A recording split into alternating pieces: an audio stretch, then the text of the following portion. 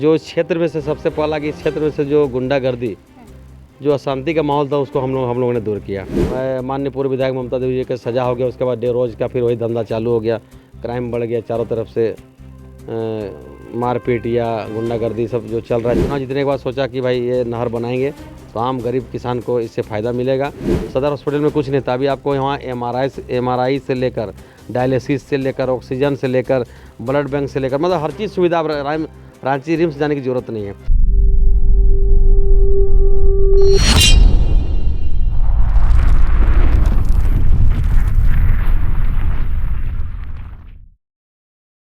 नमस्कार, आप देख रहे हैं झारखंड जोश और मैं हूं आपके साथ अवंतिका।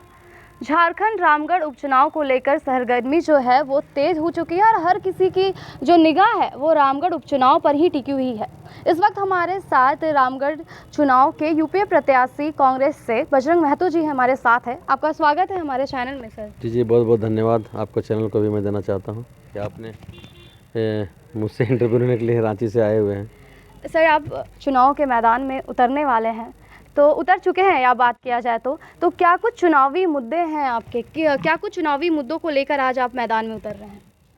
जी सबसे पहले तो मैं अपने कांग्रेस पार्टी को बहुत बहुत धन्यवाद देना चाहता हूँ कि एक गांव का बेटा को उन्होंने टिकट दिया। इससे पहले भी आपने देखा कि एक घरेलू महिला को टिकट दिया, हम लोग चुनाव जीते भी, कांग्रेस का परचम लहराए। यहाँ पर चुनावी मुद्दा बहुत सारे हैं। चुनाव मुद्दा क्या, अब तो सबसे पहले मैं हेमंत सोरेन की जो काम है, गठबंधन की सरकार के जो काम है, उस पर मैं पूरे क्षेत्र में जा रहा हूँ। उनका उपलब्धि जो है हम लोग का 3 साल का, उसको मैं सबसे पहले बता रहा हूँ।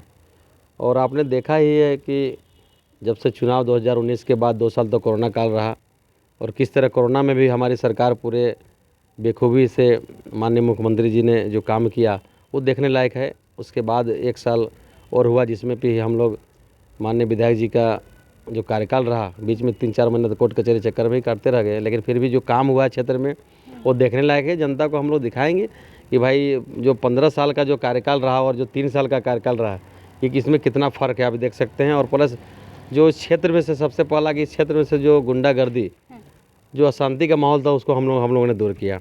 चौक चौराहे पे शाम होता था और पूरा लोग खाना खा के दारू पी के लोग जिस तरह से हल्ला गुल्ला मारपीट करते थे, वो सब पूरा माहौल शांत था। 3 साल तक कहीं कोई दिखता नहीं था।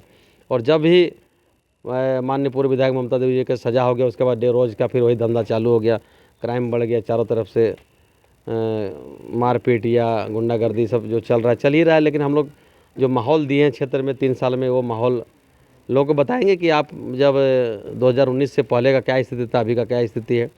और बहुत सारा मुद्दा है अभी, खास करके अभी आपको मैं बताना चाहता हूँ कि हम लोग का राम गोला प्रखंड में आपका भैरवा जलाशय डैम एक है, वो 2000 मुझे लगता है कि 20-25 साल हो गया।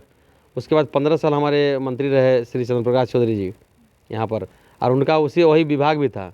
लेकिन 19 करोड़ से वो चालू हुआ था, आज 100 कितना करोड़ का ये आपका डैम बन के तैयार है। और उसका एक ही उद्देश्य था कि पूरे क्षेत्र में सिंचाई की व्यवस्था हो, नहर बन के तैयार हो, ताकि सभी किसान को उससे पानी मिले और किसान अपना रोजगार करे। लेकिन कुछ हुआ नहीं।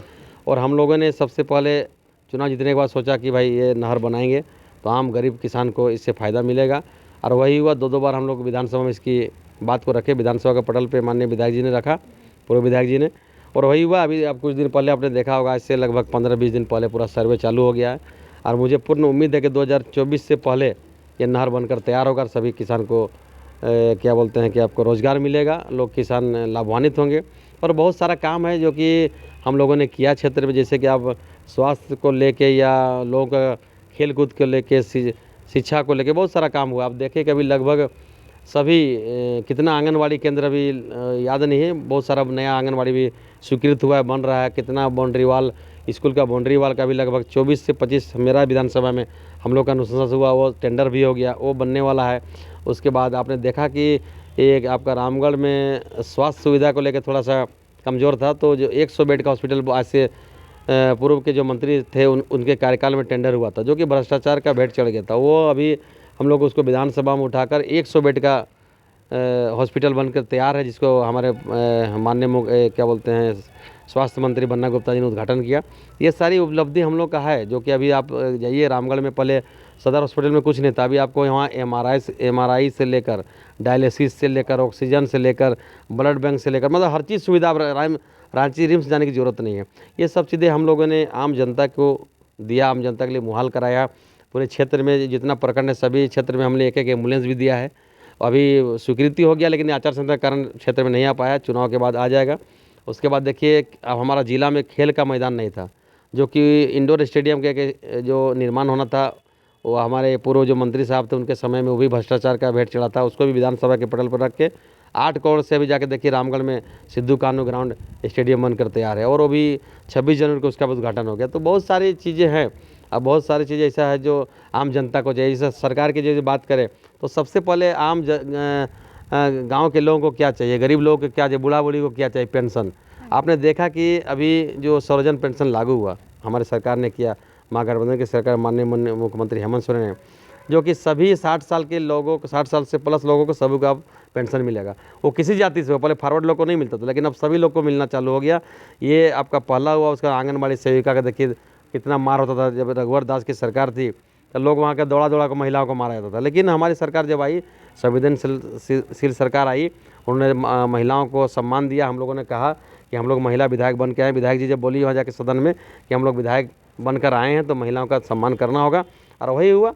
आंगनबाड़ी सेविकाओं का पेमेंट बढ़ा, सहिया जल सहिया लोगों का पेमेंट बढ़ा, पारा टीचर का पेमेंट बढ़ा, और पुरानी पेंशन लागू हुई। बहुत सारा बात है। अभी बच्चियों के लिए जो आपने देखा कि 7 साल की, ये 7 साल शायद 7 क्लास के बाद सभी बच्चियों को 2,500 से लेकर 40,000 तक मैट्रिक तक उनको सहायता राशि मिलेगी। तो बहुत सारा उपलब्धि है, जो कि मुझे लगता है बोलते बोलते बहुत टाइम लगेगा, और मुख्यमंत्री जी की मुझे उम्मीद है कि 24 से पहले बहुत कुछ होने वाला है।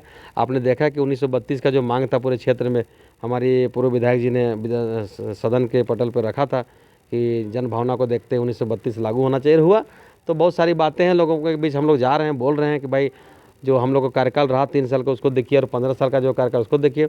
हमारे क्षेत्र में लगभग विधायक मत का कोई बोर्ड नहीं कहीं दिखता था, और अभी जहाँ जहाँ जाइए हर पंचायत में जरूर 1-2 काम आपको दिखेगा, माननीय पूर्व विधायक ममता देवी का बोर्ड लगा हुआ है। तो ये सब सारी चीज़ें हैं। हम लोग कोशिश कर रहे हैं कि लोगों को बेहतर और सुविधा दें, जनता का और काम करें।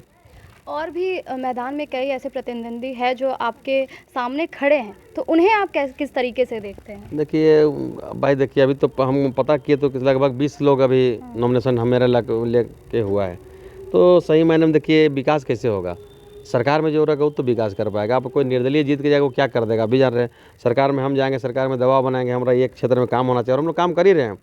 तो विपक्षियों से वैसा कुछ घबराने की जरूरत नहीं है। मेरी गठबंधन की जो सरकार है, महागठबंधन सरकार के साथ सभी जनता है। जनता यहाँ पर सभी का कहना है कि भाई जनता है तो ममता है, और सभी लोग बोलते हैं कि ममता देवी एक महिला होकर आम लोगों, गरीब गुरबों के लिए लड़ाई लड़ी है, और उसको जेल 5 साल का हो गया। हम लोग बहुत आहत हैं। पूरे लोग मिलते हैं। आपने देखा कल आप नॉमिनेशन में अगर आए होंगे, हमारी नॉमिनेशन रामगढ़ में हुई है, तो शायद कितना हुजूम आपने देखा होगा। उसका 4 गुना भीड़ जो नहीं हम ले जा पाए। लोगों का बहुत अभी मलाल है कि हम लोग क्यों नहीं गए नॉमिनेशन में। लोग अभी तक फ़ोन कर रहे हैं कि हम लोग गाड़ी नहीं मिला, हम लोग आपको क्या मांग रहे थे, सिर्फ गाड़ी का व्यवस्था हम लोग कर देते, हम लोग चल जाते, कोई खाने पीने का कोई ज़रूरत नहीं है। हम लोग ममता देवी के साथ हैं, और सभी महिलाएँ अब समझ चुकी हैं कि जो महिला का जो अपमान करेगा उसको हम लोग बर्दाश्त नहीं करेंगे। और ख़ास करके इस चुनाव में महिलाओं का बहुत बड़ा बहुत बड़ा जोर रहेगा, उनका बहुत बड़ा क्यों सम्मान रहेगा, इसलिए कि महिलाओं का सम्मान की बातें महिलाएं कर रही है कि ममता देवी जेल नहीं, हम लोग जेल गए हैं। इसलिए उनका आप देख रहे हैं कि किस तरह से महिला विधायक जेल चली गई। तो सभी लोग बहुत ही उत्साहित हैं और निराश भी हैं। कि उत्साहित इसलिए हैं कि भाई उनका खिलाफ में हमको जवाब देना है, और निराश इसलिए कि हमारी विधायक जो हम लोग के लिए काम करे थे वो जेल चल गई।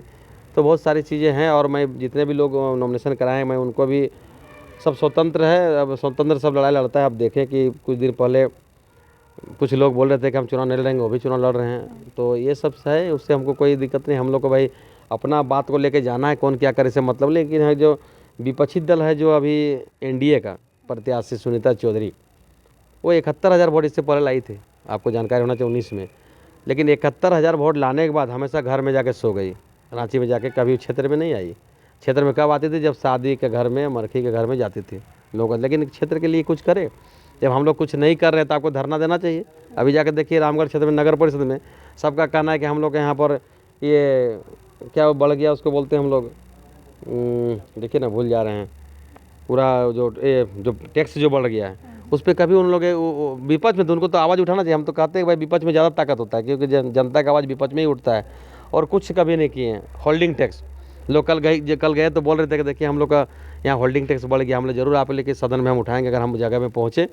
तो ये सब बहुत सारी चीज़ें, कभी उनका ब्लॉग का मुँह भी नहीं देखी। ब्लॉग में इतना कुछ, आप जब जान रहे हैं कि ये मुख्यमंत्री जी कुछ नहीं कर रहे हैं, ममता देवी कुछ नहीं, तो उसके विरोध में धरना दीजिए कि जनता हाथ है भाई, इनको विधायक बनाए, कोई फायदा नहीं। कभी आपने कुछ नहीं किया। अभी भी क्षेत्र में जा रहे थे, कहीं कुछ नहीं बोल रहे। हमें यहाँ लग रहा है कि चुनाव चंद्र प्रकाश चौधरी लड़ रहे हैं और लड़ रही सुनीता चौधरी सिर्फ नाम का। तो भाई मोहर जो मारा हुआ प्रत्याशी नहीं चाहिए यहाँ पर, यहाँ लड़ने वाला प्रत्याशी चाहिए, यहाँ पैसा वाला प्रत्याशी की जरूरत नहीं है। जनता सब जान गई कि कोई किसी का नेता, कोई MP MLA जो मंत्री बनता है किसी घर नहीं चलाता है। तो जनता का कहना है जो हमारा सुख दुख में साथ रहेगा, हमारा जो आवाज़ उठाएगा सदन में, हम उसके साथ हैं। और आपने देखा कल जिस तरह से एक घर का, आप देखिए आज मेरा घर आप लोग इंटरव्यू लेने के लाए हैं, हम किस लायक हैं देख लीजिए। तो मुझे पूर्ण विश्वास है कि इस महागठबंधन की जो सरकार चल रही है उसका हम भी हिस्सा बनेंगे। और ये हमारा सीट 2019 से जब हुआ है, मुझे लगता है कि अब ये सीट जो 15 साल का जो कहानी था वो ख़त्म हो चुका है। अब लोग जागरूक हो गए हैं। मेरे पास जितने भी वोटर हैं, मुझे जो सपोर्ट करते हैं, सभी लोग शिक्षित लोग हम लोग को सपोर्ट करते हैं, जो जानते हैं कि सच क्या झूठ क्या है। अब पीने खाने वाला के कुछ उसका आप नहीं रोक पाइएगा, क्योंकि चंद्र प्रकाश चौधरी के पास एक ही क्वालिटी है, पैसा। वो सिर्फ पैसा से लोगों को खरीदना चाहता है और वो लगता है कि हम आपको बंधुआ मजदूर बना दें। लेकिन अब जनता ऐसा नहीं है, जनता सब जाग चुकी है। जनता चाहती है कि जिसको हम जाके जिसको हम नेता चुने वो हमको कम से कम भाई माने, बंधु माने, और उसके साथ हम लोग चलने के लिए तैयार है। तो लगभग मुझे लगता है कि जो भी विपक्षी लोग जितने भी नॉमिनेशन कराए हैं उनका तो मुझे लगता है कि अभी तो बहुत घमंड की बात नहीं, लेकिन उन लोगों को करारा जवाब मिलेगा। क्योंकि वो जवाब हम नहीं देंगे, एक एक जनता देगी, और एक एक जनता पूरा ममता बन चुकी है। क्योंकि ममता देवी का दर्द को उन्होंने जाना है। और मुझे पूर्ण विश्वास है कि महागठबंधन की जो सरकार में उसमें हम लोग हिस्सा बनेंगे और भारी बहुमत से पूरे जनता हम लोग के साथ है। सर, ममता देवी आपकी पत्नी रामगढ़ विधायक रही है, तो उनके ऐसे कौन से कार्य हैं जिन्हें आप आगे लेकर के जाएंगे? मैंने तो कहा कि आप वो दिन रात तो जनता के लिए सोचती थी। सबसे पहले तो आपको कहा है कि सिंचाई में जब विधानसभा उठाई हुई थी, जो नहर बनेगा तो लोगों को, किसान के लिए रोजगार होगा, लोग खेती बाड़ी करेंगे, और सारा चीज़ है। मैं खास करके मैं शिक्षा के लिए हमेशा कुछ करना चाहता हूँ कि जैसे जितना भी स्कूल कॉलेज हैं उसमें कुछ नया डेवलपमेंट करें। जैसे कि आपने देखा अभी आदिवासी हॉस्टल का हम लोग ने स्वीकृति करवाया। ये आदिवासी हॉस्टल नहीं, रामगढ़ कॉलेज में एक हॉस्टल का स्वीकृति कराया, जो काम चालू है, जिसका हम लोग शिलान्यास किए। उसके बाद कुछ लोगों उनके लोगों द्वारा उस बोर्ड को तोड़ दिया गया।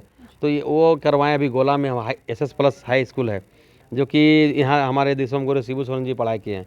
वहाँ हम लोगों ने 20 कमरा का शिलान्यास किया, जो काम अभी आप चालू है। तो शिक्षा, स्वास्थ्य और सिंचाई के लिए जो सुविधा होगा हम लोग करेंगे। खास करके मूलभूत गाँव के लिए ये चाहिए, और शहर के लिए गुंडागर्दी के जो राज है उसको ख़त्म करेंगे। जितने भी व्यवसायी वर्ग के लोग हैं, जितने भी इंडस्ट्रियलियर हैं, उनको हम संरक्षण देने का काम करेंगे ताकि आप अच्छा से करें, यहाँ के लोगों को रोज़गार मिले। ताकि अगर वो बंद हो जाएगा तो फिर कैसे रोज़गार लोगों को मिलेगा। और उस जितने भी प्लांट वगैरह हैं उसमें हमारा एक ही मकसद है इस बार कि अगर हम चुनाव जीत के जनता हमें भेजती है तो सबसे पहले यहाँ के स्थानीय लोगों का जो सरकार नियम बनाई है 75% यहाँ के स्थानीय लोग उसमें काम करेंगे रोजगार के माध्यम से। तो ये थे हमारे साथ बजरंग महतो जी, जिन्होंने आपके सामने अपने सभी चुनावी मुद्दों को रखा, और इनका कहना है कि जनता इनके साथ अभी भी है और आगे भी इनके साथ रहेगी।